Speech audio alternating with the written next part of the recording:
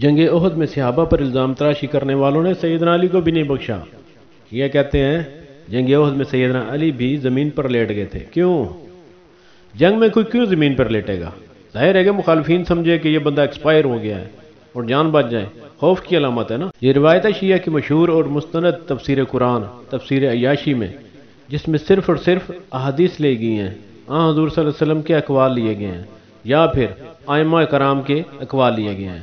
اور اس کا مؤلف جو ہے ابو نصر محمد بن مسعود بن عیاشی تمیمی کوفی سمرقندی لکھتا ہے کہ اتنی احتیاط کی گئی ہے کہ پوری کتاب میں اس نے اپنا کوئی بھی قول نقل نہیں کیا۔ امام جعفر صادق رحمہ اللہ کے سامنے جنگ احد کا ذکر ہوا تو فرماتے ہیں رسول اللہ صلی اللہ علیہ وسلم نے فرمایا، اے علی تم کدھر تھے، تم کہاں تھے؟ یعنی مشکل وقت پڑے تو ہی بندہ پوچھتا ہے نا کہ کہاں تھے، سامنے نظر نہیں آیا۔ سیدنا علی نے عرض کیا، اللہ کے رسول میں زمین کے ساتھ ملا ہوا تھا، بس فرمایا تمہارا گمان ہی تمہارے ساتھ ہے۔ یہ کتاب شیعہ کے بک سٹور پر آسانی سے مل جائے گی۔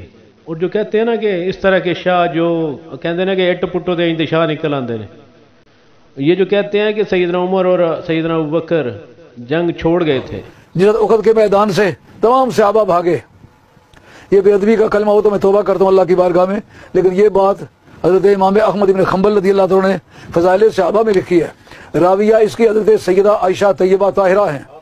اگر یہ کوئی گناہ کی بات ہوتی تو وہ کبھی نہ لکھتے، اور اگر یہ کوئی بے ادبی کی بات ہوتی سیدہ عائشہ کبھی اس کو روایت نہ کرتی۔ کہتے ہیں میرے باپ کا یہ بھی امتیاز ہے، جو بھاگے ہوئے لوگ تھے ان میں سب سے پہلے میرے ابا جی واپس آئے تھے۔ ان کے لیے تاریخ طبری، تاریخ ابن کثیر، طبقات ابن سعد میں ہے کہ جو جماعت نبی اکرم صلی اللہ علیہ وسلم کے ساتھ میدان جنگ میں رہی، ان میں ابو بکر، عمر، علی، طلحہ بن عبید اللہ، زبیر بن عوام، حارث رضوان اللہ علیہم اجمعین اور کچھ دوسرے مہاجرین و انصار بھی ساتھ۔ اور یہ کرائے کا شاہ جو فضائل صحابہ کا حوالہ دے رہا تھا، اور فضائل صحابہ میں 259 نمبر حدیث پر ام عائشہ صدیقہ طاہرہ سلام اللہ علیہا فرماتی ہیں کہ میرے والد احد کے روز ان اولین میں سے تھے جو نبی صلی اللہ علیہ وسلم کے ساتھ تھے۔ اور بخاری کی حدیث میں ہے کہ جنگ احد کے اختتام پر مخالفین نے جب آواز لگائی نا کہ تم میں ابو بکر اور عمر ہیں، موجود ہیں، کہیں شہید تو نہیں ہوگے، تو اس وقت سیدنا ابو بکر، عمر رسول اللہ صلی اللہ علیہ وسلم کے ساتھ تھے اور للکارا کہ اللہ کے دشمن ہم زندہ ہیں، ہم موجود ہیں۔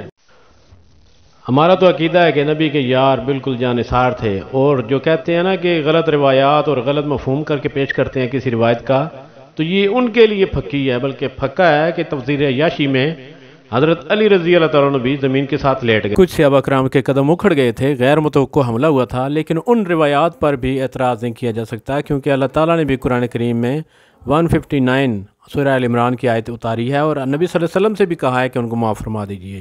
اور اگر اس کے باوجود ان روایات کو خلفاء پر فٹ کیا جائے گا تو یہ تفسیر عیاشی ان کے لیے ایک منہ توڑ جواب ہے۔